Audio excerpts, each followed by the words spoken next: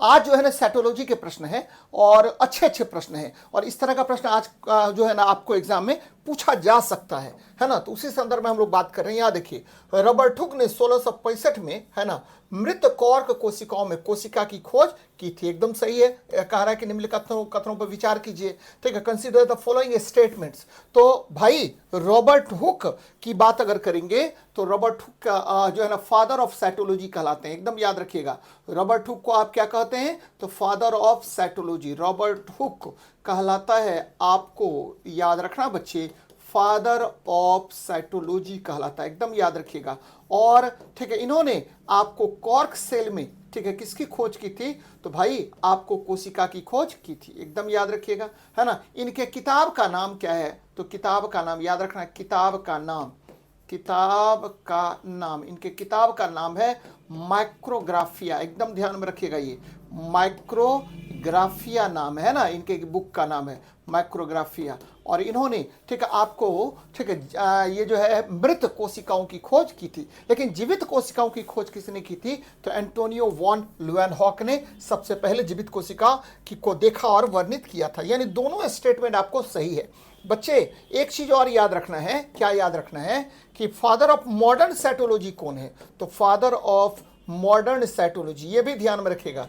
Father of modern cytology किसको कहा जाता है? तो फादर ऑफ मॉडर्न साइटोलॉजी कहते हैं स्वेंसन को। स्वेंसन को कहा जाता है बच्चे, स्वेंसन को। इन्होंने कौन सी किताब लिखी थी? तो इन्होंने सेल, सेल नामक बुक लिखा था, सेल, है ना, सेल नामक किताब इन्होंने लिखा था। ध्यान में रखिए बच्चे, सेल नामक किताब लिखा था इन्होंने, है ना। तो ये ध्यान में रखिएगा। तो एक और दो दोनों आपका क्या है? सही है। यहां से ये ऑप्शन आ गया। चलिए अगले प्रश्न पर बात करते हैं। कोशिका सिद्धांत के अपवाद के रूप में किसे जाना जाता है? बच्चे आपको पता होनी चाहिए कि कोशिका सिद्धांत, ध्यान में रखिएगा, सेल थ्योरी, ये किसने दिया था? तो कोशिका सिद्धांत दो वैज्ञानिकों ने दिया था, ठीक है। आपको 1838-39 में आपको दो वैज्ञानिक थे। एक नाम था कौन? तो स्लाइडेन, और एक नाम था स्वान बच्चे, है ना। स्लाइडेन और स्वान ने 1838-39 में आपको किसका दिया था बच्चे? तो आपको दिया था, आपको कोशिका सिद्धांत दिया था स्लाइडेन एवं स्वान ने। याद रखना, Schleiden and Schwann, Schleiden and Schwann ने आपको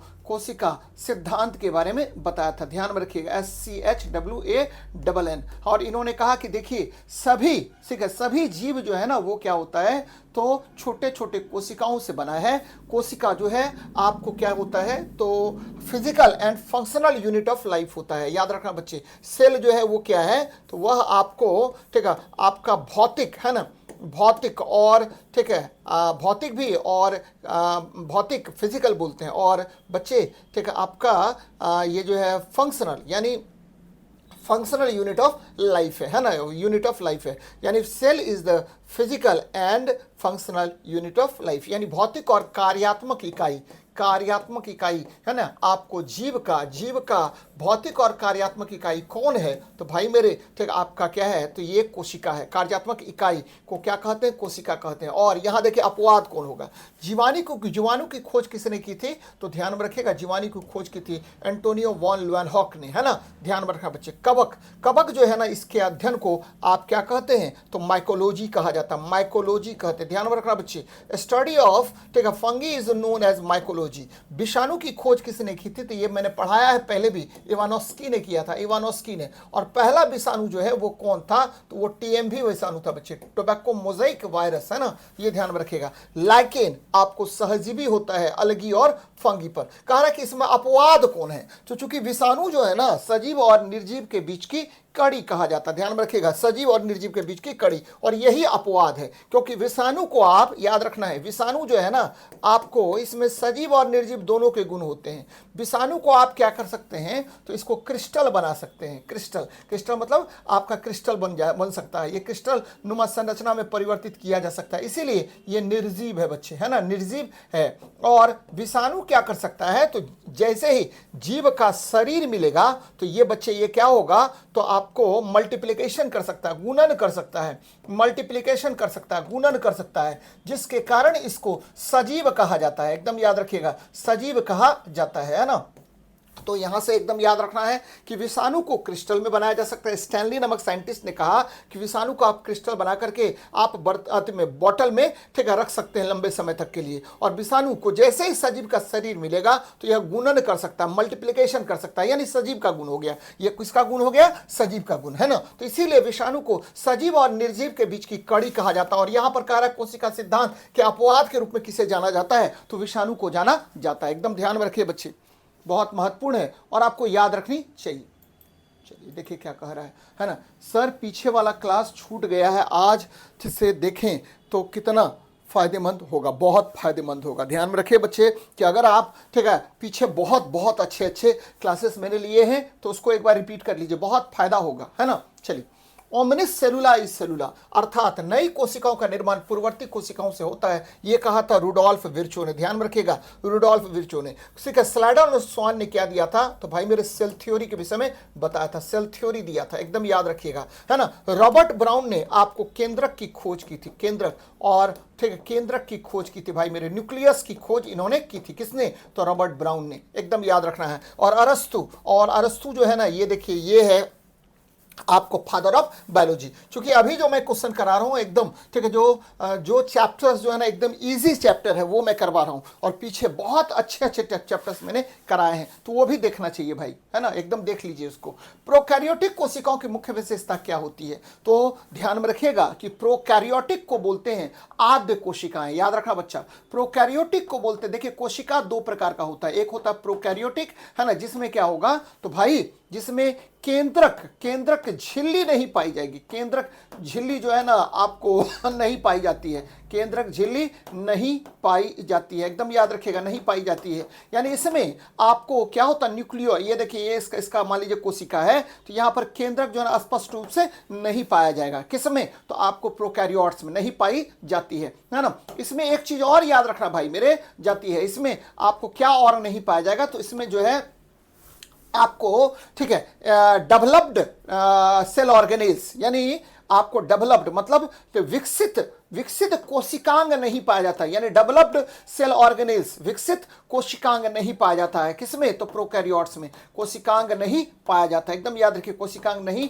पाया जाता है। इसमें राइबोसोम जो है ना नहीं पाया जाता है, ध्यान में रखना भाई मेरे, पाया जाता है। इसमें आपको एक चीज और याद रखना है, क्या याद रखना है कि इसमें जो है ना 70S राइबोसोम पाया जाता है, 70S राइबोसोम पाया जाता है। आपको माइटोकॉन्ड्रिया के स्थान पर इसमें ठीक है आपको मेसोसोम पाया जाता है बच्चे, है ना। ये देखिए याद रखना है, इसमें क्या पाया जाता है? तो आपको सुविकसित कोशिकांग का अभाव होता है। किसमें? प्रोकैरियोट्स में। और प्रोकैरियोट्स में किसको किसको रखते हैं? तो भाई तीन याद रखना है, इसमें मोनेरा वर्ग को रखा जाता है, मोनेरा को रखते हैं। और इसमें तीन जीव आपको याद रखना है बच्चे जो प्रोकैरियोट्स में जनरली रखते हैं। पहला जीवाणु, है ना, जीवाणु हो गया, है ना।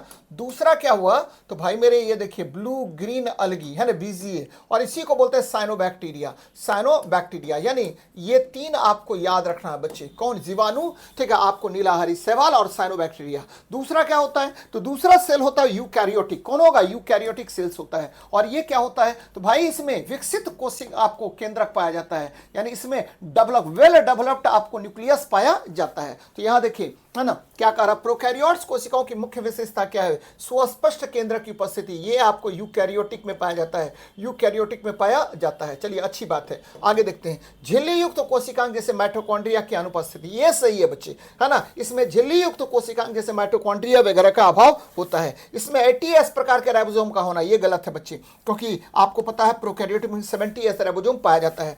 सेलुलोज से बनी कोशिका भित्ति, बच्चे नहीं, है ना, याद रखना है कि आपको जीवाणु की जो कोशिका भित्ति होती है, या आपको ठीक है ये जो कोशिका भित्ति है ये किसका बना होता है? पेप्टिडोग्लाइकेन का, है ना, पेप्टिडोग्लाइकेन का बना होता है, एकदम याद रखिएगा, पेप्टिडोग्लाइकेन का बना होता है। बराबर आपको मैं बताता रहता हूं, यानी जीवाणु की कोशिका भित्ति पेप्टिडोग्लाइकेन का बनता है। तो ये भी गलत हो गया, ये भी गलत हो गया, और ये भी गलत हो गया। केवल सही कौन होगा? तो आपको बी नंबर सही होगा, एकदम सही है बच्चे, बहुत महत्वपूर्ण है।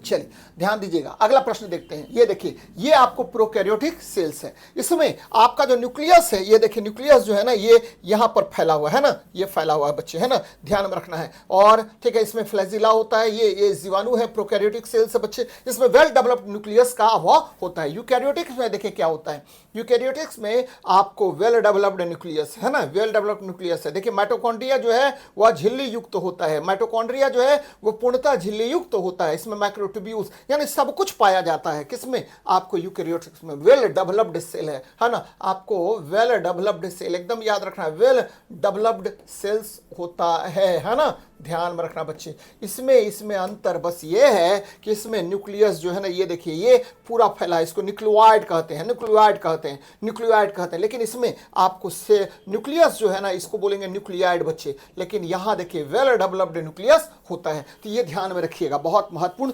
सवाल है, बराबर पूछेगा। और ये भी याद रखना है कि इसमें 70s राइबोसोम होता है और इसमें 80s राइबोसोम होता है ना। तो ये बातें ध्यान में रखिएगा। चलिए अगले प्रश्न पर बात करते हैं।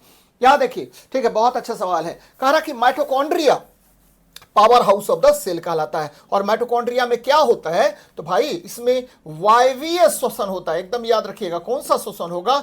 तो वायवीय, एरोबिक रेस्पिरेशन होता है। और भाई मेरे एरोबिक रेस्पिरेशन होगा, इसमें एरोबिक रेस्पिरेशन होता है। किसमें? माइटोकॉन्ड्रिया में। एक चीज और याद रखना है कि माइटोकॉन्ड्रिया में क्रेब्स साइकिल होता है, क्रेब्स साइकिल होता है, जिसके उपरांत आपको क्या होगा?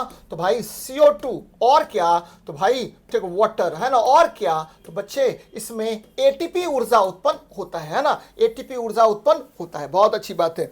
लाइसोसोम को आपको सुसाइडल बैग कहते हैं, क्योंकि लाइसोसोम में हाइड्रोलाइटिक एंजाइम पाया जाता है। कौन सा एंजाइम? हाइड्रोलाइटिक एंजाइम पाया जाता है, जो आपको किसी पर भी अपने आप को उड़ेल करके फट जाता है और अपने जो हाइड्रोलाइटिक एंजाइम है उसको उड़ेल देता है और आपका कोशिका का पाचन हो जाता है। एकदम याद रखिएगा, इसीलिए इसको कोशिका की आत्मघाती थैली कहा जाता है। चलिए राइबोसोम बच्चे प्रोटीन की फैक्ट्री कहलाता है। यानी राइबोसोम जो है ना कहां पर होता है? तो ये आपको RER, रफ इंडोप्लाज्मिक रेटिकुलम के ऊपर रैकेट लाइक स्ट्रक्चर होता है, रैकेट लाइक स्ट्रक्चर होता है, जिसको राइबोसोम कहते हैं। और यह प्रोटीन फैक्ट्री है। और केंद्रक देखिए, कोशिका का मस्तिष्क कहलाता है, ब्रेन ऑफ द सेल कहलाता है, ब्रेन ऑफ द सेल कहलाएगा, कोशिका का मस्तिष्क कहलाएगा। एक चीज और याद रखना है कि ये देखिए, एक चीज एकदम इंपॉर्टेंट है जो बराबर आपसे क्वेश्चन पूछेगा कि किसको कोशिका का दिमाग कहा जाता है? तो बच्चे केंद्रक को कहा जाता है। किसमें? ठीक है, आपको नहीं पाया जाता केंद्रक, तो RBCs में याद रखना है। रेड ब्लड कर्पुसल्स में आपको क्या होगा? केंद्रक नहीं पाया जाता है। एकदम ध्यान में रखेगा कि बार बार क्वेश्चन पूछेगा किसमें केंद्रक नहीं पाया जाता? तो मनुष्य के ठीक है, आपके RBC में केंद्रक नहीं पाया जाता है। तो भाई मेरे 1 का 2 नंबर देखिए, 1 का 2 नंबर है ना, 1 का 2 नंबर यहाँ 2 जगह है। और भाई B का 1 नंबर, तो B का 1 नंबर, B का 1 नंबर। C का क्या? तो C का 3 नंबर होना चाहिए, C का 3 नंबर। तो यहाँ C का 3 नंबर, यानी आंसर हो जाएगा A नंबर। आगे बढ़ते हैं, है ना। कह रहा पादप कोशिका और जंतु कोशिका में मुख्य अंतर क्या है? देखिए पहली बात तो याद रखिएगा कि पादप कोशिका जो है ना, ये देखिए इस तरह का संरचना होता है ना। आपको बच्चे ये मैंने क्या बनाया है? रेक्टेंगुलर, है ना, रेक्टेंगुलर बनाया है। ये देखिए इस तरह का आयताकार होता है ना। किसका? तो पादप कोशिका आयताकार होता है और इसमें आपको सेल वॉल और सेल मेम्ब्रेन दोनों पाया जाता है। यानी इसका सेल वॉल पाया जाता है, आउटर स्ट्रक्चर को आप क्या बोलते हैं? Cell wall. लेकिन ये देखिए ये गोल होता है। ध्यान में रखना है कि ये एनिमल सेल क्या होगा? गोल होगा। और इसके मध्य में आपको न्यूक्लियस पाया जाता है। और एनिमल सेल का जो आउटर मेम्ब्रेन होता है उसको बोलते हैं सेल मेम्ब्रेन। क्या बोलते हैं? सेल मेम्ब्रेन कहते हैं बच्चे। सेल वॉल जो है ना, ये बना होता है किसका? तो भाई ये बना होता है सेल वॉल, सेलुलोज का बना होता है, सेलुलोज का बना होता है। लेकिन सेल वॉल, सेल मेम्ब्रेन की बात करें तो ये किसका बना होगा? तो ये बना होता है फॉस्फोलिपिड का, फॉस्फोलिपिड का बना होता है, फॉस्फोलिपिड का बना होता है ना। ये बातें याद रखना है बच्चे। और ठीक है, इसका न्यूक्लियस जो होता है ना, ये कहां होगा? तो आपको साइड में होता है ना, टुवर्ड्स सेल वॉल के साइड में होगा। लेकिन इसमें जो सेंटर पर होगा, at the centre of the nucleus होता है। इसमें और क्या पाया जाता है भाई मेरे? इसमें प्लास्टिड्स पाया जाता है। क्या पाया जाएगा? प्लास्टिड्स पाया जाएगा। लेकिन ठीक है, आपको एनिमल सेल में आपको प्लास्टिड्स नहीं पाया जाता। ध्यान में रखिएगा, प्लास्टिड्स आपका नहीं पाया जाएगा, ध्यान में रखना बच्चे। लेकिन इसमें आपको सेंट्रियोल्स जो है वो ठीक है, इसमें नहीं पाया जाता है। किसमें? तो आपको पादप कोशिकाओं में सेंट्रियोल्स नहीं पाया जाएगा। लेकिन इसमें क्या होगा भैया? इसमें सेंट्रियोल्स नहीं पाया जाएगा, लेकिन इसमें सेंट्रियोल्स पाया जाता है। क्या होगा? सेंट्रियोल्स पाया जाता है। इसमें आपको प्लास्टिड्स मतलब अब क्लोरोफिल की मैं बात कर रहा हूं, क्लोरोफिल ठीक है आपको प्लांट सेल्स में पाया जाता है, लेकिन एनिमल सेल्स में प्लास्टिड क्या होगा, नहीं पाया जाएगा। अब आते हैं ठीक है इस पे प्रश्न पर आते हैं, खरा पादप कोशिका और जंतु कोशिका में मुख्य अंतर क्या है? What is the main difference between a plant cell and animal cell? पादप कोशिका में कोशिका भित्ति होती है, देखिए सेल वॉल क्या होता है, एकदम सही है ठीक है। जंतु कोशिका में नहीं, एकदम सही है भाई मेरे, है ना, एकदम सही है। चलिए जंतु कोशिका में लबक होते हैं, गलत बात है, ये पादप कोशिकाओं में लबक होते हैं, ये ध्यान में रखिएगा, है ना। और पादप में नहीं, गलत बात है, पादप में ही होता है, जंतु में नहीं होता है ना। पादप कोशिका में सेंट्रियोल होते हैं, मैंने कहा क्या कि जंतु कोशिका में सेंट्रियोल होता है जो कोशिका विभाजन में सहायता करेगा, सेल डिवीजन में आपको सहायता करता है, सेल डिवीजन में सहायता करता है, जंतु में नहीं होता, जबकि जंतु में यह होता है बच्चे, जंतु में कोशिकाओं में ही आपको क्या होगा, सेंट्रियोल होता है, सेंट्रियोल होता है, एकदम याद रखिएगा। और जंतु कोशिका में बड़ी केंद्रीय, बच्चे पादप कोशिकाओं में बड़ी केंद्रीय रिक्तिकाएं होती हैं, जंतु पादप कोशिकाओं में बड़ी केंद्रीय रिक्तिकाएं होती है, ये भी गलत हो गया भाई मेरे। तो आंसर सही कौन होगा, तो ए नंबर सही होगा, एकदम याद रखिएगा, बहुत महत्वपूर्ण है। आगे बढ़ते हैं, ये देखिए एनिमल सेल्स और ठीक है आपको प्लांट सेल्स दोनों दिया हुआ है। चलिए आगे बढ़ते हैं, यहां देखिए सेल वॉल होगा, उसमें सेल वॉल नहीं होगा, सेल मेम्ब्रेन होगा, है ना। आपको दोनों में साइटोप्लाज्म पाया जाएगा, क्लोरोप्लास्ट उसमें नहीं पाया जाएगा, इसमें पाया जाएगा। आगे बढ़ते हैं, कोशिका झिल्ली के फ्लूइड मोजाइक मॉडल को किसने प्रस्तावित किया था? तो भैया सिंगर और नुकेल्सन ने किया था, सिंगर और नुकेल्सन ने इसका किया था प्रतिपादन। और ये ध्यान में रखना है भैया, ये देखिए वाटसन और क्रिक ने क्या किया था, तो ये भी याद रखना, बराबर आपसे क्वेश्चन पूछेगा कि वाटसन और क्रिक ने ठीक है आपको डीएनए का डबल हेलिक्स मॉडल दिया था, डीएनए का डबल हेलिक्स मॉडल दिया था, एकदम याद रखना बच्चे, डबल हेलिक्स मॉडल दिया था। चलिए अच्छी बात है, डबल हेलिक्स मॉडल किसने दिया था?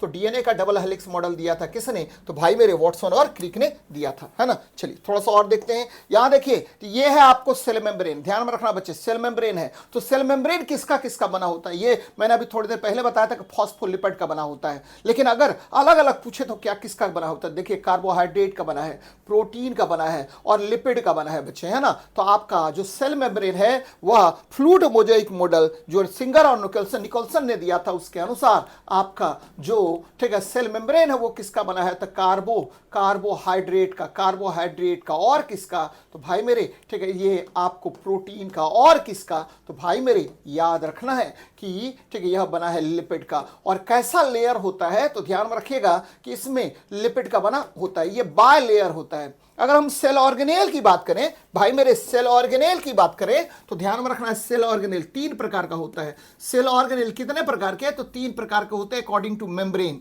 है ना। कौन कौन? सेल ऑर्गेनेल 3 प्रकार का होगा। पहला जो सेल ऑर्गेनेल होता है उसको बोलते हैं no membranous cell organelle, no membranous यानी बिना झिल्ली का कोशिकांग, नो मेम्ब्रेनस। इसमें आपको किसको लेते हैं? तो भैया सेंट्रियोल्स ले लीजिए, है ना, और उसके बाद आप ले लीजिए माइक्रोट्यूब्यूल्स ले लीजिए और राइबोसोम्स ले लीजिए। यानी इसमें इस 3 में आपको क्या होता है कि ठीक है आपका कोई भी जो है ना आप झिल्ली नहीं होते, बिना झिल्ली का कोशिकांग बिना झिल्ली का कोशिकांग होगा। कौन कौन? तो भैया बिना झिल्ली का कोशिकांग होता है कौन कौन? तो पहला सेंट्रियोल्स, पहला क्या हुआ? सेंट्रियोल्स हो गया। दूसरा क्या हुआ? तो माइक्रोट्यूब्यूल्स हो गया, एकदम याद रखना माइक्रोट्यूब्यूल्स हो गया। और तीसरा क्या हुआ? तो राइबोसोम्स हो गया, है ना, राइबोसोम्स होता है। इसमें इस तीनों में आपको बिना झिल्ली का मतलब झिल्ली नहीं पाई जाती है। अब देखिए एक मेम्ब्रेन वाला स्ट्रक्चर कौन होगा? वन मेम्ब्रेनस स्ट्रक्चर बच्चे, वन मेम्ब्रेनस। ये देखिए पहला नंबर हुआ बिना झिल्ली का। दूसरा है कौन? तो एक झिल्ली वाला कोशिकांग, एक झिल्ली वाला कोशिकांग। ये कौन कौन होगा? तो एक झिल्ली वाला कोशिकांग होता है, एकदम याद रखिएगा। एक झिल्ली वाला कोशिकांग कौन कौन होगा? तो भाई मेरे है ना सिंगल मेम्ब्रेनस स्ट्रक्चर कोशिकांग कौन कौन होगा? तो सिंगल मेम्ब्रेनस स्ट्रक्चर, ध्यान में रखिएगा, सिंगल मेम्ब्रेनस स्ट्रक्चर कौन कौन होगा? तो भाई इसमें ले लीजिए, आप ले लीजिए कौन? तो इंडोप्लाज्मिक रेटिकुलम, है ना, इंडोप्लाज्मिक रेटिकुलम, है ना। आपको ठीक है अंतः प्रद्रवी जलिका, इंडोप्लाज्मिक रेटिकुलम होगा। ये पहला नंबर हो गया बच्चे। और क्या होगा? तो भाई आपको ठीक है वैक्यूल्स हो जाएगा, वैक्यूल्स होगा, रिक्तिका बोलते हैं वैक्यूल्स को। फिर क्या होगा? तो भाई इंडोप्लाज्मिक रेटिकुलम, वैक्यूल्स, गोल्जी का है, गोल्जी कॉम्प्लेक्स, है ना, गोल्जी कॉम्प्लेक्स बच्चे, गोल्जी कॉम्प्लेक्स। और क्या होगा? तो लाइसोसोम, याद रखना है एक झिल्ली वाला कोशिकांग है ना, आपको लाइसोसोम्स, है ना, ध्यान में रखना बच्चे। ये जो 4 आपको मैंने बताया है, इंडोप्लाज्मिक रेटिकुलम, ठीक है, वैक्यूल्स, गोल्जी कॉम्प्लेक्स, लाइसोसोम, ये चारों जो है ना आपको एक झिल्ली वाला कोशिकांग होता है। अब देखिए डबल मेम्ब्रेनस स्ट्रक्चर कौन कौन होगा, तो डबल मेम्ब्रेनस स्ट्रक्चर बच्चे तीसरा नंबर, डबल मेम्ब्रेनस स्ट्रक्चर यानी दुई झिल्ली वाला कोशिकांग, double membranous cell organelle, double membranous cell organelle, ये कौन कौन होगा, यानी दो झिल्ली वाला कोशिकांग सेल ऑर्गेनेल्स, ये कौन कौन होता है, तो भाई आपको याद रखना है एमएनपी, माइटोकॉन्ड्रिया है ना, माइटोकॉन्ड्रिया में दुई झिल्ली वाला कोशिकांग होगा माइटोकॉन्ड्रिया। दूसरा क्या होगा, तो भाई मेरे न्यूक्लियस है ना, एमएनपी बोलते हैं न्यूक्लियस। और भाई तीसरा क्या होगा, तो भाई प्लास्टिड्स हो गया, प्लास्टिड्स हो गया है ना, तो ये ध्यान में रखिएगा। ये तीनों जो है ना आपको एमएनपी बोल रहे हैं, माइटोकॉन्ड्रिया, न्यूक्लियस और प्लास्टिड्स, ये तीनों जो है दो झिल्ली वाला कोशिकांग होता है। और इसमें इस तीनों में डीएनए भी पाए जाते हैं, जिसकी वजह से इन्हें आपको क्या बोलते हैं, स्वशासी कोशिकांग कहा जाता है, स्वशासी ऑटोनोमस सेल ऑर्गेनेल कहा जाता है, ऑटोनोमस सेल ऑर्गेनेल इसको कहते हैं। तो ये बड़ा अच्छा बात है बच्चे, तो ये ध्यान में रखिएगा। आगे देखते हैं, लाइसोसोम को आत्मघाती थैली कहा जाता है बच्चे, इसे एटम बम भी कहा जाता है, इसे बहुत कुछ कहा जाता है, ध्यान में रखिएगा, एटम बम, सुसाइडल बैग, बहुत कुछ, स्कैवेंजर ऑफ सेल्स है ना, यानी कोशिका की सफाई करने वाला, स्कैवेंजर्स ऑफ सेल। याद रखना है कि पादप कोशिकाओं में यह ठीक है केबल और केबल ठीक है किसमें पाया जाता है, तो स्कैवेंजर्स ऑफ सेल, ध्यान में रखिएगा, पादप कोशिकाओं में यह केबल आपको पाया जाता है, किसमें, तो भाई ठीक है इंसेक्टिवोरस प्लांट में, इंसेक्टिवोरस प्लांट में पाया जाता है, यानी कीटभक्षी पादप में यह पाया जाता है, ध्यान में रखिएगा। लाइसोसोम बार बार क्वेश्चन पूछेगा कि किसमें पाया जाएगा, तो कीटभक्षी पादप में, जनरली पादप में यह नहीं पाया जाता है, किस पादप में पाया जाएगा, तो कीटभक्षी पादप में पाया जाता है ना। कीटभक्षी पादप में कौन कौन लेते हैं, तो बच्चे नेपेंथिस को लीजिए, नेपेंथिस को लेते हैं कीटभक्षी पादप में है ना। और क्या लेते हैं, तो ये देखिए यूट्रिकुलेरिया लीजिए है ना, डायोनिया लीजिए, यूट्रिकुलेरिया पीछे पढ़ाया है आपको, यूट्रिकुलेरिया, फिर डायोनिया है ना, डायोनिया, फिर क्या लेते हैं बच्चे, तो आपको वेनस फ्लाई ट्रैप लीजिए, वेनस फ्लाई ट्रैप लीजिए। तो ये सब जो है ना आपको क्या हुआ, तो भैया कीटभक्षी पादप है, इसमें आपको लाइसोसोम्स पाया जाएगा, एकदम याद रखना है, इसमें लाइसोसोम्स पाया जाता है, बहुत महत्वपूर्ण कंसेप्ट है, ये ध्यान में रखनी चाहिए बच्चे। और ठीक है इसको स्कैवेंजर ऑफ सेल्स भी कहा जाता है। तो इन सब चीजों में आपको पाया जाएगा क्या, तो लाइसोसोम पाया जाता है। लेकिन एनिमल सेल्स की बात करें, किसमें, एनिमल सेल्स की बात करें, एनिमल सेल्स में है ना आपको हर जगह लाइसोसोम पाया जाता है। जैसे आपको पता होगा बच्चे, यकृत, लीवर का जो सेल्स होता है जिसको कफर सेल्स बोलते हैं, कफर सेल्स कहते हैं, कपर सेल्स है ना, कपर सेल्स कहा जाता है, यहां भी आपको लाइसोसोम पाया जाएगा है ना। आपको पता है कि डब्ल्यूबीसी में क्या होता है, तो फेगोसाइटिक, जैसे मोनोसाइट्स है, जैसे आपको न्यूट्रोफिल्स है, आपको उसमें भी आपका क्या पाया जाता है, तो लाइसोसोम्स पाया जाता है। यानी जंतु कोशिकाओं में बहुत सारे जगहों पर लाइसोसोम्स पाया जाएगा। ठीक है बच्चे, इनमें हाइड्रोलाइटिक एंजाइम होता है जो फट जाने पर अपनी ही कोशिका को पचा सकते हैं, एकदम सही है बच्चे, इट कंटेन हाइड्रोलाइटिक एंजाइम, इसमें यह क्षमता पाई जाती है कि यह ठीक है दूसरे कोशिकाओं को, यदि खराब कोशिका है उसको, या जीवाणु विषाणु कीटाणु कोई भी प्रवेश किया है आपकी कोशिका में, तो अपने आप को फाड़ देता है और यह हाइड्रोलाइटिक एंजाइम को उड़ेल देता है और उसका पाचन कर लेता है। तो ए और आर दोनों सही है और आर ए की सही व्याख्या भी करता है। आगे बढ़ते हैं, यहां देखिए रफ एंडोप्लाज्मिक की सतह खुरदरी क्यों होती है, तो बच्चे रफ एंडोप्लाज्मिक रेटिकुलम जो है ना, इसके ऊपर टेनिस रैकेट लाइक स्ट्रक्चर पाया जाता है, टेनिस रैकेट लाइक स्ट्रक्चर पाया जाता है, जिसको आप राइबोसोम कहते हैं, क्या कहते हैं, राइबोसोम कहते हैं। और ये क्या करता है, तो भैया ये प्रोटीन सिंथेसिस में मदद करता है, प्रोटीन फैक्ट्री है, ये प्रोटीन फैक्ट्री है बच्चे है ना, प्रोटीन के संश्लेषण में ये क्या करेगा, मदद करेगा। तो भैया रफ एंडोप्लाज्मिक रेटिकुलम की सतह खुरदरी होती है और यह प्रोटीन संश्लेषण में मदद करता है, इस पर राइबोसोम चिपके होते हैं ना, एकदम ध्यान में रखना है, इस पर क्या होगा, राइबोसोम चिपके होते हैं, इसको बोलते हैं ईपीआर है ना, इंडोप्लाज्मिक रेटिकुलम। कौन सा रेटिकुलम, तो भैया rough endoplasmic reticulum, rough endoplasmic reticulum. बच्चे रफ इंडोप्लाज्मिक रेटिकुलम या ईपीआर कितने प्रकार के, तो ये दो प्रकार का होता है, एक होता है रफ इंडोप्लाज्मिक रेटिकुलम, ध्यान में रखिएगा है ना, जो प्रोटीन संश्लेषण करता है, जो मैंने अभी बताया है ना। दूसरा होता है आपको smooth endoplasmic reticulum, smooth endoplasmic reticulum होता है बच्चे है ना, स्मूथ इंडोप्लाज्मिक रेटिकुलम होगा। और ये देखिए मुलायम इंडोप्लाज्मिक रेटिकुलम होगा। ये किस में मदद करता है, तो वसा संश्लेषण में, एकदम याद रखिएगा, वसा संश्लेषण संश्लेषण में मदद करेगा। यह एंटीबायोटिक का विषहरण कर लेता है, या विष रहित पदार्थों को संश्लेषित करने की क्षमता इसमें होती है। तो यह भी ध्यान में रखना बच्चे कि आरईआर जो है, रफ एंडोप्लाज्मिक रेटिकुलम, ये क्या काम करता है, तो रफ एंडोप्लाज्मिक रेटिकुलम आपको प्रोटीन संश्लेषण करेगा, जबकि स्मूथ एंडोप्लाज्मिक रेटिकुलम क्या करता है, तो यह जो है ना वसा का संश्लेषण करने में मदद करता है। तो वसा का संश्लेषण कौन करेगा, तो रफ बोलते हैं smooth endoplasmic reticulum, smooth endoplasmic reticulum करेगा। तो यह भी ध्यान में रखनी चाहिए बच्चे। अच्छा सवाल है, आगे देखते हैं। कारण निम्नलिखित में से कौन सा कोशिकांग केवल पादप कोशिकाओं में पाया जाता है, जंतु कोशिकाओं में नहीं पाया जाता है, तो भैया पादप कोशिकाओं में माइटोकॉन्ड्रिया पाया जाएगा, ठीक है, राइबोसोम पाया जाएगा, लेकिन प्लास्टिक और लबक केवल और केवल पादप कोशिकाओं में पाया जाता है। बच्चे जंतु कोशिकाओं में याद रखना है क्या पाया जाएगा, तो भैया सेंट्रियोल्स पाया जाता है। सेंट्रियोल्स जंतु कोशिका में पाया जाता है, लेकिन आपको पादप कोशिकाओं में नहीं पाया जाता है। तो यहां से मारिए आपको प्लास्टिड्स, ये ध्यान में रखिएगा।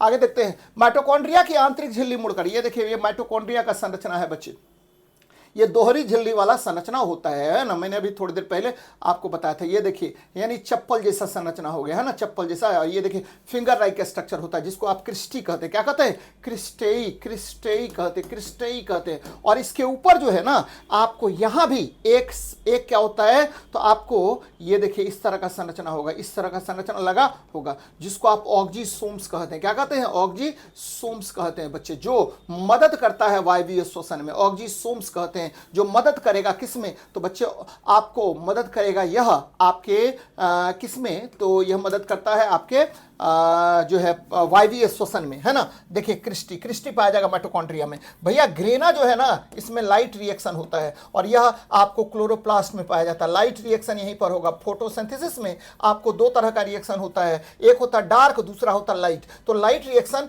आपको किसमें होगा, तो ग्रेना में। थैलाकॉइड, ग्रेना का ही पार्ट आपको थैलाकॉइड है बच्चे। सिस्टर्नी है ना, ये गोल्जी कॉम्प्लेक्स में पाया जाता है, गोल्जी कॉम्प्लेक्स में पाया जाता है। गोल्जी कॉम्प्लेक्स में फिंगर लाइक स्ट्रक्चर होता है, जिसको आप सिस्टर्नी कहते हैं। ये भी ध्यान में रखना चाहिए बच्चे, कॉम्प्लेक्स वाले संरचना में पाया जाएगा। तो बहुत अच्छा सवाल है और ये ध्यान में रखना चाहिए। आगे देखते हैं, ये देखिए माइटोकॉन्ड्रिया है बच्चे। माइटोकॉन्ड्रिया में बहुत सारे ये होते हैं, यानी आपको ये देखिए क्रिस्टी है ना, क्रिस्टी कहते हैं। इसमें छोटी छोटी संरचना होती है जिसको ग्रेन्यूल्स कहते हैं। इसमें आपको चूंकि मैंने कहा है कि माइटोकॉन्ड्रिया में अपना डीएनए पाया जाता है, अपना डीएनए पाया जाएगा, लेकिन इसमें 70s राइबोसोम ही पाया जाता है। ध्यान में रखना बच्चे, कौन सा राइबोसोम पाया जाता है, तो 70s राइबोसोम पाया जाता है। इसमें अपना डीएनए होता है, जिसकी वजह से इसको ये अपना लगभग 70 से 80% भाग क्या होता है, 80% भाग ठीक है खुद बना लेता है बच्चे, भाग खुद बना लेता है ना। इसीलिए इसको ऑटोनोमस ऑर्गेनेल कहते हैं। इसको कौन सा ऑर्गेनेल कहते हैं, ऑटोनोमस, स्वशासी कोशिकांग कहा जाता है, ऑटोनोमस ऑर्गेनेल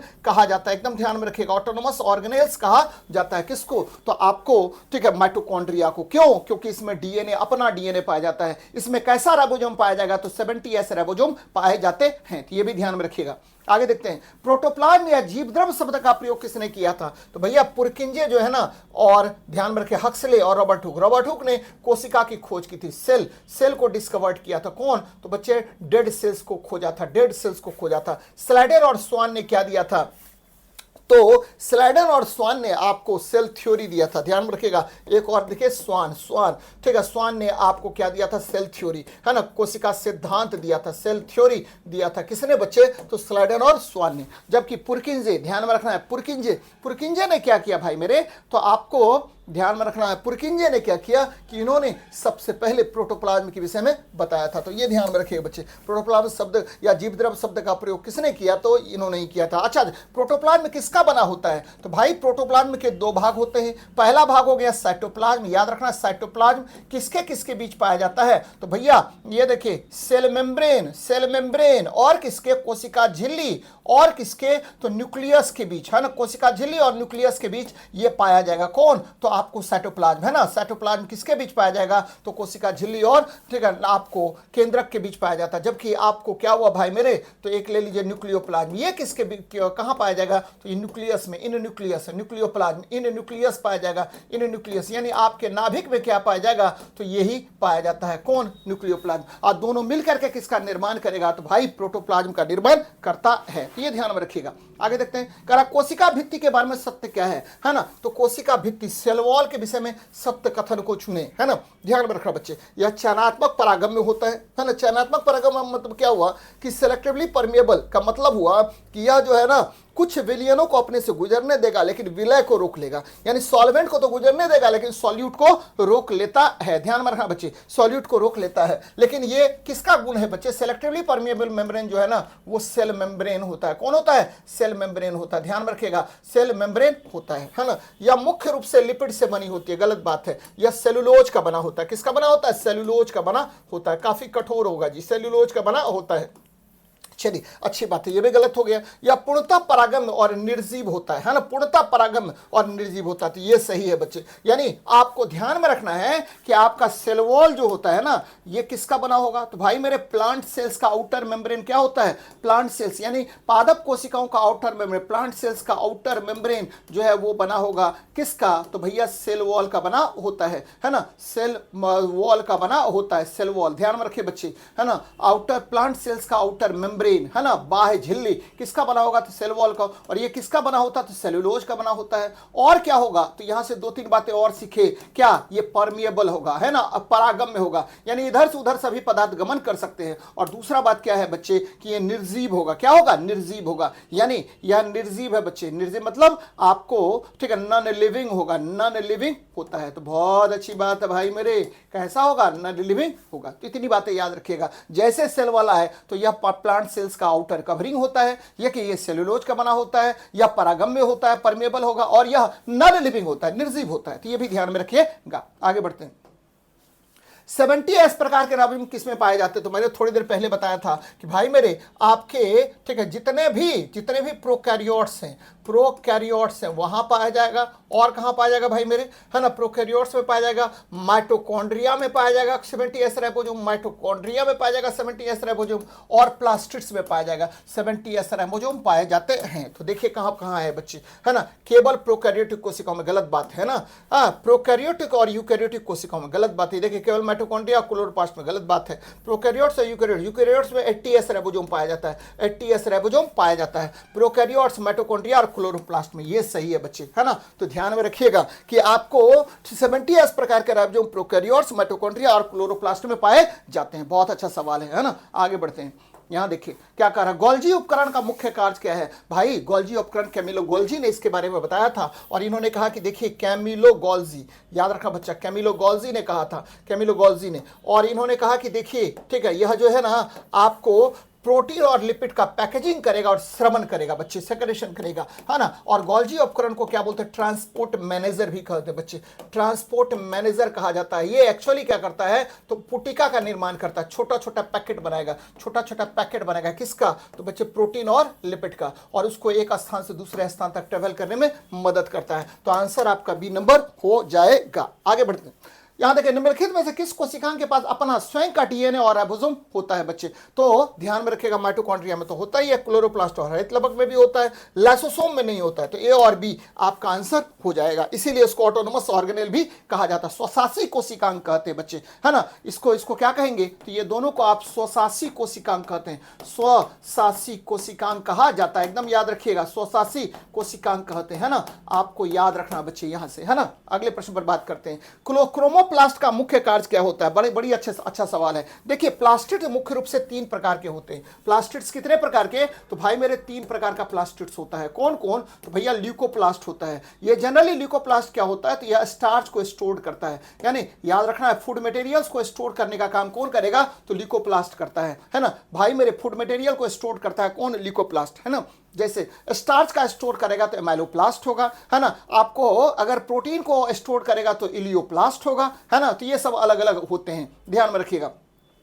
दूसरा क्या होगा? कलर प्रोवाइड करेगा, ये क्रोमोप्लास्ट होगा। क्रोमोप्लास्ट कलर प्रोवाइड करता है बच्चे, हरा रंग को छोड़ करके, ठीक है। आपको जैसे, ठीक है, आपका क्या लीजिए, लाल पीला नारंगी जो भी कलर है वो कलर प्रोवाइड करेगा कि कौन? तो क्रोमोप्लास्ट करेगा। और अंत में आता है क्लोरोफिल बच्चे, यह पौधों को हरा रंग प्रदान करता है। तो ये ध्यान में रखिए, क्लोरोप्लास्ट बोलते, क्लोरोप्लास्ट, है ना, क्लोरोप्लास्ट बोलते हैं। तो ये हरा रंग प्रदान करेगा। तो बच्चे प्रकाश संश्लेषण करना ये काम होता है क्लोरोप्लास्ट का, ना कि आपको क्रोमोप्लास्ट का, भाई मेरे फलों और फूलों को रंग प्रदान करना, ये मुख्य काम है। स्टार्च का भंडारण करना काम है किसका, तो ल्यूकोप्लास्ट का काम होता है। अपशिष्ट पदार्थों को बाहर निकालने का काम कौन होता है, तो भाई अपशिष्ट पदार्थों को बाहर निकालने के लिए बहुत सारे तरीके होते हैं। जैसे आपको पादप में स्टोमाटा काम करता है बच्चे, है ना, स्टोमाटा काम करेगा, या गैसीय या वाष्प को बाहर निकालने का काम करता है बच्चे। गैस और वाष्प किसके द्वारा बाहर निकलता है, तो गैस और वाष्प जो है ना बाहर निकलेगा, हाँ, अपशिष्ट गैस और वाष्प बाहर निकलता है स्टोमाटा के द्वारा।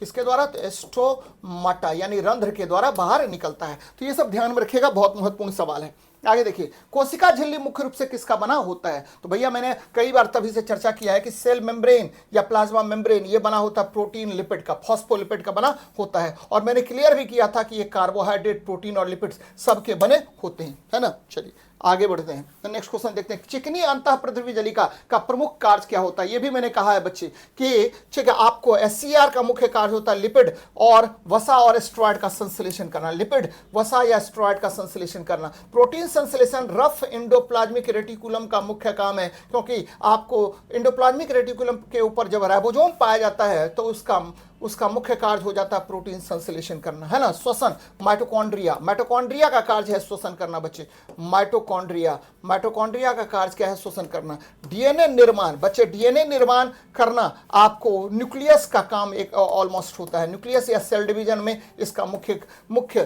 जो है निर्माण होता है। तो ये भी ध्यान में रखिएगा, बड़ा अच्छा सवाल है।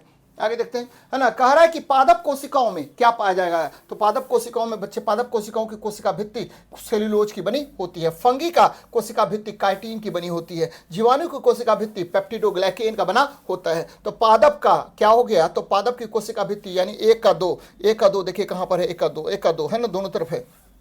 चलिए ठीक है, आपको बी का क्या बच्चे, तो बी का हो गया 1 नंबर, तो बी का 1 नंबर आंसर हो जाएगा ए नंबर। तो ध्यान में रखिएगा, कवक की कोशिका भित्ति किसकी बनी होगी, तो काइटिन की। जीवाणु की कोशिका भित्ति किसकी बनी होगी, तो पेप्टिडोग्लाइकेन का। पादप की कोशिका भित्ति किसकी बनी होगी, सेलुलोज का। और भाई मेरे याद रखा, एनिमल सेल्स का कोशिका भित्ति किसकी, कोशिका झिल्ली किसकी बनी होगी, तो पेप्टिडोग्लाइकेन का। कार्बोहाइड्रेट, प्रोटीन और वसा के बने होते हैं। आगे देखते हैं, कह रहा है कि निम्नलिखित में से किसे कोशिका का यातायात प्रबंधक कहते हैं, ट्रैफिक पुलिस कहा जाता है बच्चे। तो याद रखना है कि गोल्जी काय को कहते हैं। माइटोकॉन्ड्रिया को power house of the cell कहते हैं, power house of the cell कहते हैं, हाउस ऑफ द सेल कहा जाता है, power house of the cell कहते हैं किसको, तो भैया माइटोकॉन्ड्रिया को। राइबोसोम को प्रोटीन फैक्ट्री कहा जाता है, प्रोटीन फैक्ट्री कहते हैं, राइबोसोम को प्रोटीन फैक्ट्री कहते हैं। और आपको केंद्रक को क्या कहा जाता है, तो बच्चे brain of cell, brain of cell कहते हैं, ब्रेन ऑफ सेल कहा जाता है। तो ये भी ध्यान में रखिएगा, बहुत महत्वपूर्ण है। आगे देखते हैं, सेंट्रोसोम और सेंट्रियोल का मुख्य कार्य क्या होता है, तो भैया कोशिका विभाजन के समय तुर्क तंतु या स्पाइंडल फाइबर्स का निर्माण करना इसका मुख्य कार्य होता है। भैया ये देखिए, कोशिका विभाजन में आपने देखा होगा कि इस तरह से स्पाइंडल फाइबर्स डेवलप होता है जिसमें आपको क्रोमोसोम लटका हुआ रहता है, इसी को बोलते हैं सेंट्रियोल्स बच्चे। क्या बोलते हैं, सेंट्रोसोम या सेंट्रियोल्स कहा जाता है। इसका मुख्य काम है स्पाइंडल फाइबर्स बनाना, कब, तो आपको कोशिका विभाजन के समय में, है ना। तो ये ध्यान में रखिएगा। आगे बढ़ते हैं, कारण ल्यूकोप्लास्ट रंगहीन लवक होता है, इसका मुख्य कार्य क्या होता है, तो मैंने कहा था थोड़ी देर पहले कि ल्यूकोप्लास्ट जो है ना वो फूड को स्टोर करेगा। तो पोषक तत्वों जैसे स्टार्च, तेल, है ना, आपको देखिए स्टार्च को स्टोर करेगा तो एमाइलोप्लास्ट होगा, स्टार्च को स्टोर करेगा तो एमाइलोप्लास्ट, एमाइलोप्लास्ट कहते हैं बच्चे, है ना, आपको एमाइलोप्लास्ट कहते हैं। इलियोप्लास्ट होता है, तेल को स्टोर करते हैं, प्रोटीन को बच्चे इलियोप्लास्ट होता है। तो ये सब ध्यान में रखना चाहिए आपको, है ना, कि ल्यूकोप्लास्ट का काम क्या होता है कि फूड को स्टोर करना। सर हिंदी को ज़्यादा उसे करें, काफ़ी इंग्लिश यूज़ करते हैं। मंगरू चतुर्य जी, इंग्लिश का यूज करना पड़ता है भाई, ये सब इंग्लिश में ही ज़्यादा बेहतर होता है, करिए, है ना, हिंदी तो ज़्यादा यूज करते ही है। वायरस को कोशिका सिद्धांत का अपवाद माना जाता है, क्यों, कि वायरस में कोई कोशिका तंत्र या कोशिका द्रव्यांगक नहीं होता है, वे मेजबान के बाहर निर्जीव होते हैं। एकदम सही है बच्चे। तो ठीक है, आपको वायरस की कोशिका सिद्धांत का अपवाद माना जाता है, एकदम सही है, और ये भी आपको सही है बच्चे, यानी कथन और कारण दोनों सही है और आर सही व्याख्या है। आपको मैंने कहा कि विषाणु को ठीक है सजीव और निर्जीव के बीच की कड़ी माना जाता है, क्योंकि आपको विषाणु जो है ना सजीव के शरीर के बाहर क्या होगा, क्रिस्टल बनाया जा सकता है उसको। जैसे सजीव का शरीर मिलेगा तो वह गुणन करता है, मल्टीप्लिकेशन करता है और अपनी संख्या को बढ़ा लेता है। तो ये भी ध्यान में रखनी चाहिए। नेक्स्ट देखिए, कह रहा केंद्रक के भीतर धागे जैसी रचना क्या कहलाती है? तो भैया केंद्रक के भीतर जो धागे जैसी संरचना होती है उसको क्रोमेटिन कहते हैं। क्या कहते हैं? क्रोमेटिन कहते हैं। और यही क्रोमेटिन जब आपको जुड़ करके किसका निर्माण करता है? तो बच्चे जब जुड़ जाएगा और यहां पर क्या होगा, सेंट्रोमेयर आ जाएगा। क्या आ जाएगा? सेंट्रोमेयर आ जाएगा। तब ये बनाता है क्या? तो ये बनाता है आपको क्रोमोसोम का फॉर्मेशन करता है, क्रोमोसोम का फॉर्मेशन करता है, क्रोमोसोम का निर्माण करता है। अब देखिए इसमें क्या लिखेंगे हिंदी, है ना, तो ध्यान में रखना बच्चे, क्रोमोसोम का निर्माण करेगा तो ये क्रोमेटिन होगा, क्रोमेटिन होगा। आगे बढ़ते हैं, ठीक है। कोशिका का अंतः कंकाल किसे माना जाता है? तो भैया कोशिका का अंतः कंकाल मानते हैं, ध्यान में रखिएगा, ठीक है, सेल्यूलोज माइक्रोफाइब्रिल्स नहीं, प्रोटीन तंतु या सूक्ष्म नलिकाएं और तंतु, ये भी गड़बड़ है ना। आपको कोशिका को कौन आधार प्रदान करता है? तो ध्यान में रखिए बच्चे कि कोशिका को आधार प्रदान करने का काम या अंतः कंकाल, साइटोस्केलेटन कहा जाता है, प्रोटीन तंतु, सूक्ष्म नलिकाएं और तंतुओं को, है ना, प्रोटीन फिलामेंट्स, माइक्रोट्यूब्यूल्स और फिलामेंट्स को कहते हैं बच्चे। ये ध्यान में रखिएगा, बड़ा अच्छा सवाल है। साइटोस्केलेटन किसको कहते हैं? तो साइटोस्केलेटन ध्यान में रखना है कि ये कहलाएगा प्रोटीन फिलामेंट्स या ये सारे कहलाएंगे बच्चे। कैल्शियम कार्बोनेट, ये देखिए, है ना, आपको कैल्शियम कार्बोनेट जो है ना CaCO3 होता है ना। तो ये ध्यान में रखना बच्चे। गोल्जी कॉम्प्लेक्स को क्या बोलते हैं, या गोल्जी बॉडी को ट्रांसपोर्ट मैनेजर कहते हैं, यात्रा प्रबंधक कहा जाता है, क्योंकि ये प्रोटीन और, ठीक है, वसा के छोटे छोटे पैकेट बनाकर कोशिका में एक स्थान से दूसरे स्थान तक प्रवाहित करता है। यहां देखें, एमाइलोप्लास्ट किसका संचय करता है? अभी तुरंत मैंने बताया था बच्चे, है ना, एमाइलोप्लास्ट। मैंने कहा था कि देखिए एमाइलोप्लास्ट जो है ना यह स्टार्च का स्टोर करेगा, है ना, स्टार्च का स्टोर करता है। विटामिन क्या होता है? तो जैव उत्प्रेरक होता है। प्रोटीन क्या होता है? तो ये क्या है? तो भाई प्रोटीन जो है ना ये बॉडी बिल्डिंग मटेरियल होता है ना। तो ये सब ध्यान में रखिएगा। आगे बढ़ते हैं, क्या कह रहा है, निम्नलिखित में से कौन सा अंगक एकक झिल्ली से बना घिरा होता है? तो मैंने कहा था कि एकक झिल्ली से घिरा होगा कौन कौन? तो भैया गोल्जी कॉम्प्लेक्स, है ना, गोल्जी कॉम्प्लेक्स, है ना, गोल्जी कॉम्प्लेक्स घिरा होगा। और कौन होगा भाई मेरे? तो याद रखना EPR होगा, इंडोप्लाज्मिक रेटिकुलम, अंतःप्रद्रवी जलिका होता है। और क्या होगा? तो भैया लाइसोसोम होगा, लाइसोसोम होता है, लाइसोसोम होता है बच्चे, लाइसोसोम होता है। और क्या होता है? तो भैया आपको, है ना, ये हो गया, एक लीजिए वैक्यूल्स, रिक्तिका होता है, वैक्यूल्स होता है, रिक्तिका होता है ना, सबका हिंदी में बोल रहा हूं बच्चे। लाइसोसोम, इंडोप्लाज्मिक रेटिकुलम या अंतःप्रद्रवी जलिका, गोल्जी कॉम्प्लेक्स, है ना, और वैक्यूल्स, रिक्तिका होता है। तो ये देखिए माइटोकॉन्ड्रिया में दोहरी झिल्ली होता है, डबल मेम्ब्रेन स्ट्रक्चर होता है। केंद्रक डबल मेम्ब्रेन स्ट्रक्चर होता है, द्वि झिल्ली वाला कोशिकांग है। क्लोरोप्लास्ट द्वि झिल्ली वाला कोशिकांग है, लेकिन लाइसोसोम जो है ना एक झिल्ली वाला कोशिकांग होता है। ध्यान में रखना बच्चे। जैसे राइबोसोम पूछेगा, राइबोसोम क्या है? तो राइबोसोम जो है ना आपको इसमें, ठीक है, आपको क्या नहीं पाया जाता है? तो केंद्रक, ये इसमें झिल्ली नहीं पाई जाती है, नो मेम्ब्रेनस स्ट्रक्चर है, यानी किसी प्रकार की झिल्ली नहीं पाई जाएंगी। आगे देखिए, एटीपी का निर्माण कोशिका के किस भाग में होता है? तो भैया एटीपी का निर्माण जो है ना कोशिका के किस भाग में होगा? तो माइटोकॉन्ड्रिया के आंतरिक झिल्ली में होता है, माइटोकॉन्ड्रिया के आंतरिक झिल्ली में होता है। गोल्जी कॉम्प्लेक्स को क्या कहते हैं? तो ट्रांसपोर्ट मैनेजर कहते हैं। राइबोसोम को प्रोटीन फैक्ट्री कहा जाता है, लाइसोसोम को सुसाइडल बैग कहा जाता है। तो ये सब ध्यान में रखिएगा। आगे देखिए, ठीक है, केंद्रक की खोज किसने की थी? भाई मेरे बहुत अच्छा सवाल है। केंद्रक की खोज की थी रॉबर्ट ब्राउन ने, है ना। गोल्जी कॉम्प्लेक्स की कैमिलो गोल्जी ने, माइटोकॉन्ड्रिया नाम दिया था बेंदा ने, राइबोसोम जॉर्ज पैलेट ने इसकी खोज की थी। तो सब मिला हुआ है 1 2 3 4। तो देखिए कहाँ है 1 2 3 4? तो 1 2 3 4 है ना, 1 2 3 4 सभी सही सुमेलित है, सभी सही सुमेलित है, ऑल आर करेक्टली मैच्ड। केंद्रक की खोज किसने? रॉबर्ट ब्राउन ने, गोल्जी कैमिलो गोल्जी ने, माइटोकॉन्ड्रिया का नाम दिया बेंदा ने, राइबोसोम जॉर्ज पैलेट ने खोज की थी। आगे देखिए, पादप कोशिका में रिक्तिका के चारों ओर पाई जाने वाली झिल्ली क्या कहलाता है? तो भैया इसको टोनोप्लास्ट कहते हैं, है ना, टोनोप्लास्ट कहते हैं। ये देखिए कोशिका मतलब पादप कोशिका का वाह्य आवरण होता है, पादप कोशिका का वाह्य आवरण होता है बच्चे, है ना। ध्यान में रखिएगा कि आपको, ठीक है, जो पादप कोशिका होता है उसमें रिक्तिका बहुत बड़ा होता है बच्चे, रिक्तिका बहुत बड़ा बड़ा होता है। और वहां पर क्या होगा कि ये जो संरचना पाई जाती है इसी को टोनोप्लास्ट आपको कहते हैं। जनरली पादप कोशिकाओं में यह रिसिडुअल की तरह काम करता है बच्चे, यानी यह इसमें क्या होता है? अपशिष्ट एकत्रित होता है। याद रखना है कि आपको इसमें पादपों में अपशिष्ट एकत्रित होता है, अपशिष्ट एकत्रित होता है किसमें? तो वैक्यूल्स में एकत्रित होता है। यानी आपको अपशिष्ट एकत्रित कहां होगा? तो भैया आपका अपशिष्ट एकत्रित होता है आपके, ठीक है, वैक्यूल्स या रिक्तिका में स्टोर्ड होता है। तो ये ध्यान में रखिएगा। अच्छा सवाल है, बराबर पूछता है इस तरह का सवाल बच्चे। चलिए नेक्स्ट देखिए, है ना, कह रहा है कि प्रोकैरियोटिक कोशिका में आनुवंशिक पदार्थ कहाँ स्थित होता है, तो भैया न्यूक्लियोइड क्षेत्र में स्थित होता है। ये मैंने बताया था, कोशिका द्रव में नग्न अवस्था में, क्योंकि आपको पूर्ण रूप से विकसित कोशिकांग इसमें नहीं पाया जाता। ध्यान में रखिएगा, पूर्ण रूप से विकसित जो है न्यूक्लियस नहीं पाया जाता है, और यह क्या होगा, तो कोशिका में आपको फैला रहता है। कौन, तो आपका जो न्यूक्लियोइड होता है, न्यूक्लियोइड क्षेत्र में पाया जाता है ना। तो ये ध्यान में रखिए बच्चे। केंद्रक के अंदर किसमें होगा, तो यूकैरियोट्स में होता है। लाइसोसोम ये सुसाइडल बैग होता है, प्लाज्मिड में केवल। गलत बात है बच्चे, है ना। तो ये ध्यान में रखिएगा कि क्या होगा, न्यूक्लियोइड क्षेत्र में पाया जाता है।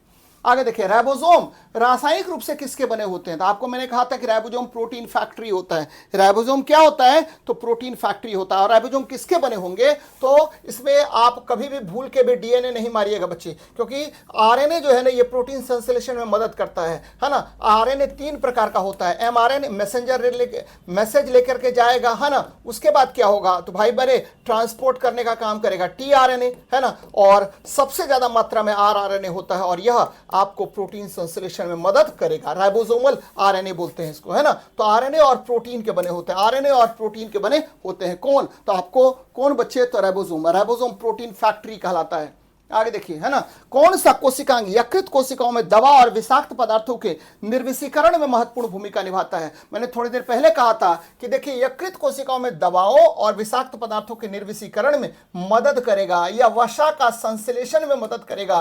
कौन, तो भाई मेरे ये काम करेगा रफ एंडोप्लाज्मिक रेटिकुलम। ध्यान में रखना है, ये काम करेगा एससीआर, है ना, स्मूथ एंडोप्लाज्मिक रेटिकुलम। बच्चे यहां याद रखना, खुरदरा में क्या करता है, प्रोटीन संश्लेषण करेगा, प्रोटीन संश्लेषण में मदद करेगा, प्रोटीन सिंथेसिस में मदद करता है ना। गोल्जी का याद रखना है, ये ट्रांसपोर्ट मैनेजर होता है, यात्रा प्रबंधक होता है, ट्रांसपोर्ट मैनेजर होता है। लाइसोसोम आत्महत्या की थैली होती है। तो ध्यान में रखिएगा, एससीआर ये काम करेगा। कौन करेगा, तो एससीआर ये काम करता है, स्मूथ एंडोप्लाज्मिक रेटिकुलम यह काम करता है। आगे देखते हैं, मिडिल लेमिला मुख्य रूप से किसकी बनी होती है, जो पादप कोशिकाओं को जोड़ती है। बच्चे मिडिल लेमिला जो है ये कहाँ पाया जाएगा, तो आपको पता होगा कि अभी थोड़ी देर पहले मैंने बताया था कि देखिए थैलाक्वाइड्स है ना, थैलाक्वाइड्स है। एक थैलाक्वाइड्स जो है ना, दूसरे थैलाक्वाइड से वह जुड़ा रहता है किसके द्वारा, तो बच्चे ये ग्रेना का फॉर्मेशन करेगा, और ये जुड़ा रहेगा लेमिलेई के द्वारा, है ना। ये देखिए मिडिल लेमिलेई के द्वारा जुड़ा रहता है, मिडिल लेमिलेई के द्वारा जुड़ा रहता है, मिडिल लेमिलेई के द्वारा जुड़ा रहेगा। और किसका बना होगा,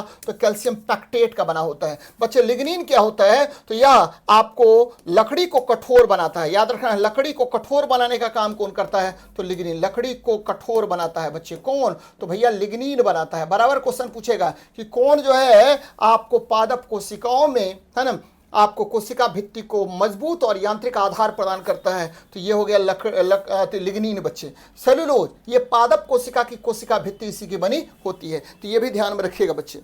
कैल्शियम पैक्टेट का बना होता है। यहां देखिए, लाल रक्त कोशिकाओं में माइटोकॉन्ड्रिया नहीं होता। मैंने थोड़ी देर पहले बताया कि लाल रक्त कोशिकाओं में क्या क्या नहीं पाया जाएगा, तो भैया न्यूक्लियस भी नहीं पाया जाएगा, ये मैंने कहा था। और इसमें माइटोकॉन्ड्रिया भी नहीं पाया जाता है। भैया क्यों नहीं पाया जाता है, क्योंकि यह जो है ना, माइटोकॉन्ड्रिया भी नहीं पाया जाता। क्यों नहीं पाया जाता है, इसलिए नहीं पाया जाता है कि यह ज्यादा से ज्यादा ऑक्सीजन को कैरी करे, है ना, इसलिए ये जगह खाली रहता है बच्चे। तो इसमें लाल रक्त कोशिकाओं में क्या नहीं पाया जाएगा, तो माइटोकॉन्ड्रिया और न्यूक्लियस नहीं पाया जाता है। एकदम ध्यान में रखिएगा। इसलिए आरबीसी केवल अवायवीय श्वसन करती है, इसलिए आरबीसी केवल अवायवीय श्वसन करती है। देखिए अब देखिए लोचा हो गया, है ना। आरबीसी केवल अवायवीय श्वसन करती है, क्या जी, है ना, क्या जी, है ना। आपको आरबीसी कैसा श्वसन करेगा, देखिए ठीक है, पहले नहीं जान रहे होंगे बच्चे कि आरबीसी याद रखना अवायवीय श्वसन ही करता है बच्चे। आरबीसी क्या करेगा, अवायवीय श्वसन करेगा, अवायवीय श्वसन करेगा, क्योंकि इसमें माइटोकॉन्ड्रिया ऑलरेडी होता ही नहीं है बच्चे। तो कथन और परिणाम दोनों सही है, कथन और परिणाम दोनों सही है। यहां से एकदम बहुत लाजवाब सवाल है बच्चे, लाजवाब सवाल है ना, ध्यान में रखिएगा।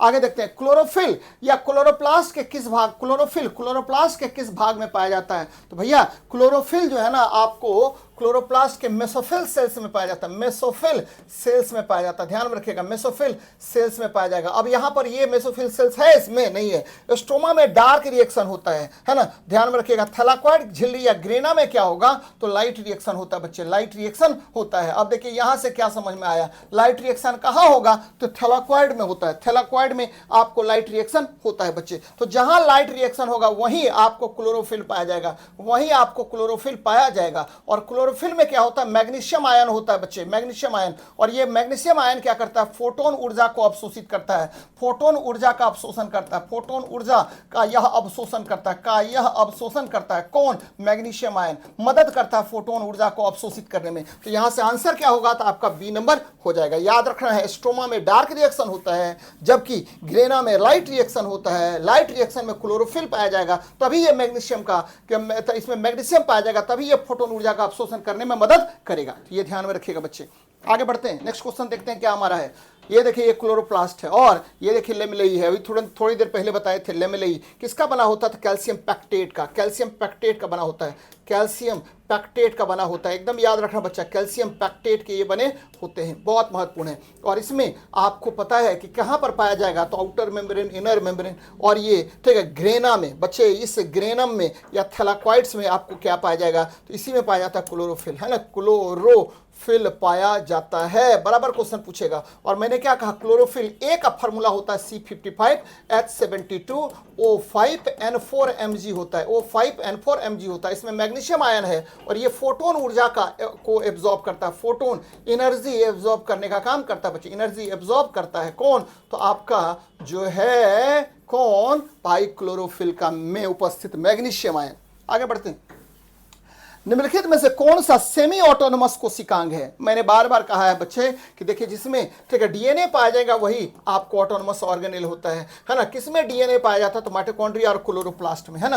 ये देखिए गोल्जी कॉम्प्लेक्स और ER, Golgi complex transport manager होता है, ईआर जो है ना ये मदद करता है किसमें, प्रोटीन संश्लेषण और वसा संश्लेषण में। केंद्रक और राइबोसोम, केंद्रक जो है ना यह आपको कोशिका का दिमाग होता है, राइबोसोम प्रोटीन का फैक्ट्री है बच्चे, ध्यान में रखिएगा। आगे देखते हैं, कह रहा सेल शब्द किस भाषा से लिया गया है और इसका अर्थ क्या है भैया, ठीक है क्या है, ग्रीक, स्मॉल नहीं बच्चे, है ना, याद रखना है। यह आपको ठीक है जर्मन शब्द, हमको लगता है जर्मन शब्द होना चाहिए, जर्मन, और यह इकाई होता है ना, एकदम याद रखना है। क्या है, तो भाई मेरे याद रखना है कि ये जो है ना आपको, है ना, ये देखिए लैटिन शब्द है, और इसका अर्थ होता है छोटा कमरा, little room, little room, Latin शब्द। सेल जो है ना आपको लैटिन शब्द है, और ये सबसे पहले किसने यूज किया था, तो भैया सेल वर्ड यूज किया था आपको रॉबर्ट हुक ने, है ना, रॉबर्ट हुक ने यूज़ किया था अपने किस किताब में, तो आपको माइक्रोग्राफिया में यूज़ किया था। और उन्होंने ये इसको क्या कहा था, तो छोटा कमरा बच्चे। इन्होंने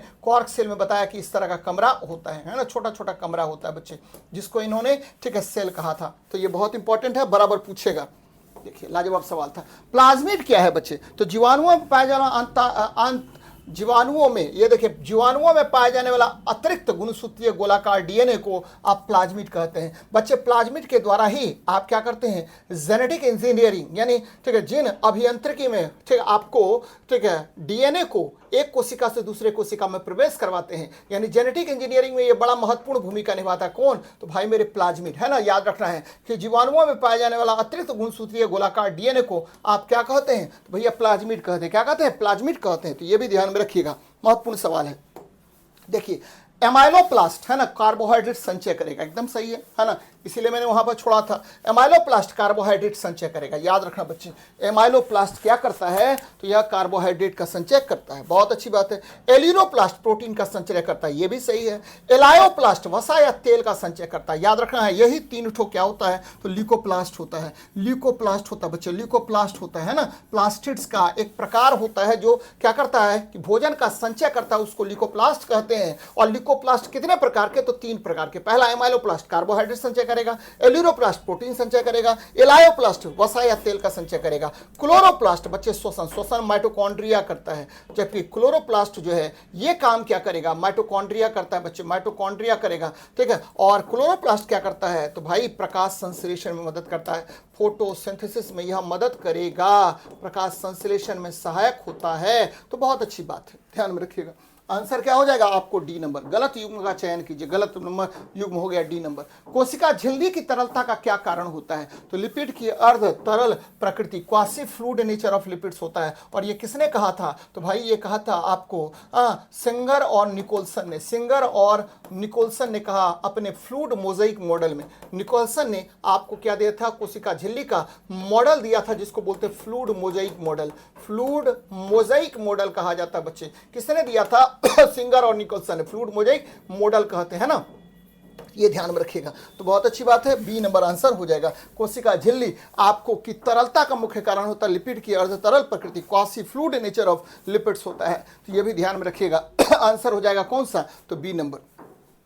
आगे देखते हैं क्या कह रहा है, निम्नलिखित में से कौन सा कोशिकांग एप्टोसिस है ना में मुख्य भूमिका निभाता है बच्चे। एप्टोसिस का मतलब क्या होता है ना, प्रोग्राम सेल डेथ बच्चे, है ना। आपको हमने एक निश्चित समय कर दिया है कि इस कोशिका ये कोशिका मर जाएगा, है ना। तो आपका जो शरीर है वह क्या करता है, एप्टोसिस करता है बच्चे, एप्टोसिस करता है। मतलब किसी भी सेल के मरने का समय निर्धारित कर देता है कि इतने समय के बाद यह सेल क्या होगा, डेथ करेगा। और इसमें मुख्य भूमिका कौन निभाता है, तो बच्चे माइटोकॉन्ड्रिया। याद रखना है कि निम्नलिखित में से कौन सा कोशिकांग एप्टोसिस या प्रोग्राम्ड सेल डेथ में मदद करेगा, तो वो मदद करता है माइटोकॉन्ड्रिया। फिक्स कर देगा कि इतने समय के बाद उस कोशिका को ऊर्जा प्रदान नहीं करना है या पर्टिकुलर सेल्स को ऊर्जा प्रदान नहीं करना है, उसमें मदद करता है। तो ध्यान में रखिएगा कि ये प्रोग्राम्ड सेल डेथ में मदद कौन करता है, तो माइटोकॉन्ड्रिया करेगा, है ना। एप्टोसिस में सहायता कौन करेगा, तो माइटोकॉन्ड्रिया करता है। बहुत अच्छा सवाल है बच्चे। राइबोसोम प्रोटीन फैक्ट्री होता है, Golgi kinetic transport manager, endoplasmic reticulum पढ़ा चुका हूं मैं, है ना, दो प्रकार की, SCR और RER, है ना। SEPR स्मूथ इंडोप्लाज्मिक रेटिकुलम वसा संश्लेषण, और यकृत में यह क्या करेगा, तो विषकारी पदार्थों को विषहीन बनाता है। आगे देखते हैं, कारक केंद्रिका का मुख्य कार्य क्या होता है, न्यूक्लियोलस का मुख्य कार्य क्या होता है, तो DNA बनाना, है ना।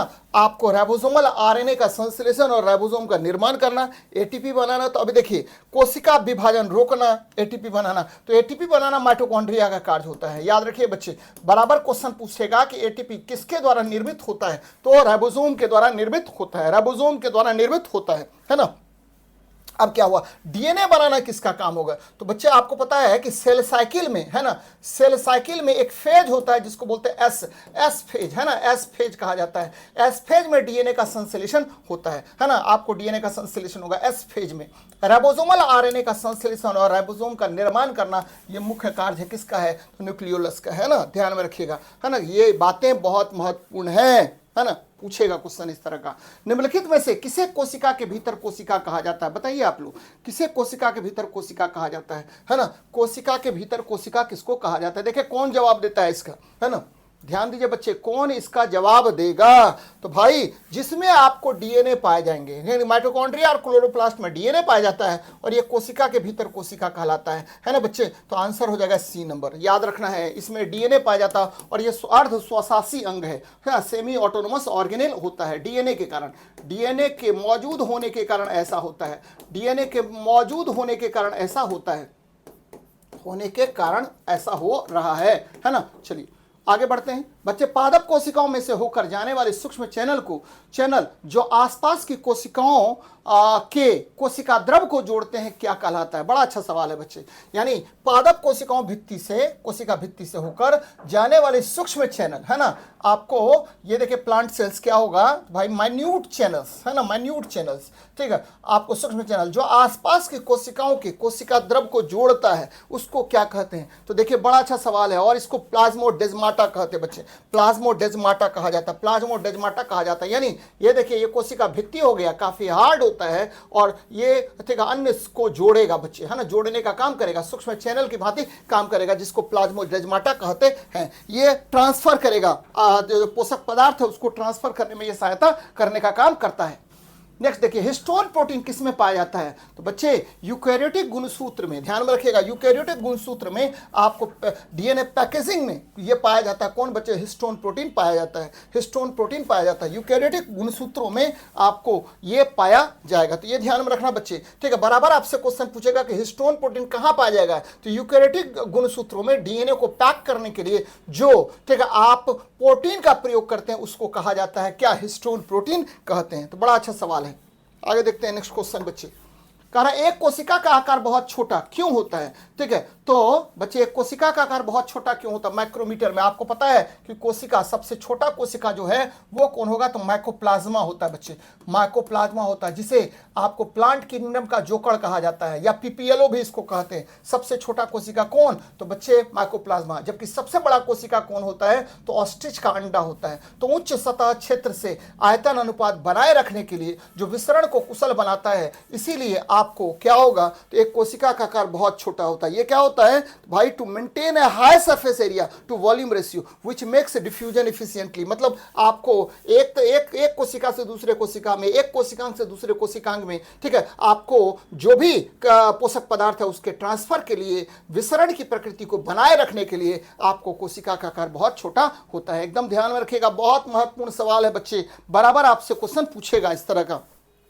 आगे बढ़ते हैं, क्या कह रहा है, ऑक्सीसोम्स या F0 F1 कण किस पर पाए जाते हैं? तो मैंने आपको कहा था थोड़ी देर पहले कि माइटोकॉन्ड्रिया के क्रिस्टी पर पाया जाता है। माइटोकॉन्ड्रिया के क्रिस्टी पर पाया जाता है, जो आपको क्या करता है, मदद करता है किस में, तो भैया अवायवीय श्वसन में, एरोबिक रेस्पिरेशन में या क्रेब्स साइकिल में ये मदद करेगा। एरोबिक रेस्पिरेशन में ये मदद करता है, या आप कह सकते हैं इसको क्या, तो भाई वायवीय श्वसन कह सकते हैं, उसमें मदद करने का काम करता है ना। चलिए अगले प्रश्न पर बात करते हैं। यहां देखें कोशिका द्रव, देखिए बहुत अच्छा सवाल है। कोशिका द्रव कहां पाया जाएगा, तो भैया कि आपको क्लोरोप्लास्ट के अंदर के तरफ नहीं, ठीक है, जेली जैसी पदार्थ ग्लाइकोलाइसिस का स्थल। हाँ बच्चे, ग्लाइकोलाइसिस कहाँ होता है, तो आपको क्लोरोप्लास्ट साइटोप्लाज्म में होता है। ग्लाइकोलाइसिस कहाँ होगा, तो साइटोप्लाज्म में होता है। यानी आपको जब श्वसन की पहली प्रक्रिया ग्लाइकोलाइसिस कहलाता है, और ये ग्लाइकोलाइसिस साइटोप्लाज्म में होता है। सही बात है ना। केंद्रक के अंदर जो पदार्थ पाया जाता है उसको केंद्रक तरल या केंद्रक द्रव कहा जाता है।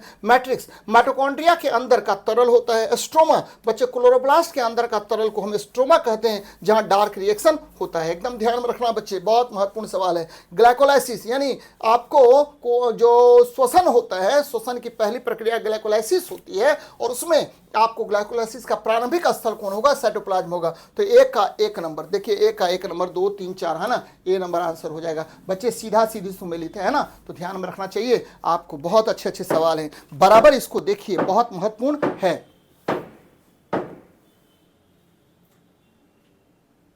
हाँ, तो स्वागत है। देखिए ऐसे कहने से काम नहीं चलेगा। अभी तक आप लोगों ने लाइक नहीं किया है, लाइक कर दीजिए, है ना। केवल स्कांत 23 बच्चा लोग, केवल कहने से काम नहीं चलेगा। आप सभी बच्चों से आग्रह है कि आप जो है, आपका टीचर आपको बहुत अच्छे से अगर पढ़ा रहा है तो आप कम से कम 5 7 8 बच्चों को जोड़िए, तभी मजा आएगा। नहीं तो ऐसे काम नहीं चलेगा, है ना। केवल बातों से काम नहीं चलता है, ठीक है। देखिए कितना कम सब्सक्राइबर है, तो आप अपने मित्रों दोस्तों को इस चैनल पर लाइए और शेयर कीजिए। मेरे चैनल को जितना ज़्यादा कीजिएगा उतना ही अच्छे अच्छे प्रश्नों को मैं करवाऊंगा। यकीन मानिए कि साइंस मतलब शशांक सर हो जाना चाहिए बच्चे, है ना। और आप जो जैसा बोलिएगा उसी तरह से पढ़ाएंगे, है ना।